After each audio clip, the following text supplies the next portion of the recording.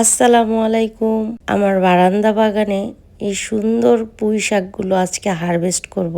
বারান্দার টবে লাগানো পুঁই শাক। সামারের সময় এই শাকগুলো বড় হয়েছিল আর হারভেস্ট করেছিলাম, কিন্তু খুব দেরিতে ভিডিওটা আপলোড করলাম। এটা ছিল প্রথম পুঁই শাক হারভেস্ট।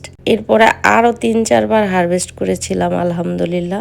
নিজের হাতে যে কোনো ফল, শাক, সবজি যাই হোক গাছ লাগানো, সেই গাছের পরিচর্যা করা এবং অবশেষে হারভেস্ট করা, এটার যে আনন্দের মনে হয় আর কিছুই নেই। আমরা তো হরহামেশা বাজার থেকেই শাকসবজি কিনে খাই, কিন্তু নিজের হাতে লাগানো গাছের শাকসবজি খাওয়ার মজাই আলাদা। আর হারভেস্ট করতে যে কি আনন্দ লাগে, এটা যে গাছ না লাগায় সে কখনোই বুঝবে না। প্রথম দিকে আমার হাজবেন্ডই শাকগুলো কাটছিল, কিন্তু আমার দেখে আর লোভ সামলাচ্ছিল না, তাই আমিও কিছু শাক কেটে নিলাম। আর এই সময়টা আমাদের দুইজনেরই খুব উৎসব উৎসব ভাব ছিল।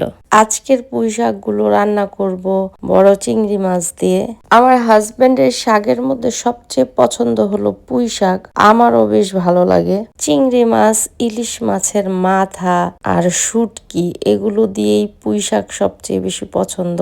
আজকে মোবাইলে স্ক্রল করতে করতে হঠাৎ এই ভিডিওটা চোখে পড়লো, আর মনে পড়লো এটা এখনো আপলোড করি নাই, তাই আজকে আপলোড করে দিলাম। এই বারান্দায় সবজি বাগান করতে আমার অনেক বেশি ভালো লাগে। ফুল গাছের পাশাপাশি আমি বিভিন্ন সবজির গাছও লাগাই থাকি, আর সম্ভব হলে আমি ফল গাছও লাগাবো। তো কে কে এইরকম বারান্দা বাগান করতে ভালোবাসো, কার কার বারান্দা বাগান আছে কমেন্টে বইলো। আর আমার এই ছোট্ট বারান্দা বাগানটা কেমন লাগলো সেটাও জানাইও কমেন্টে। সকলে ভালো থাইকো।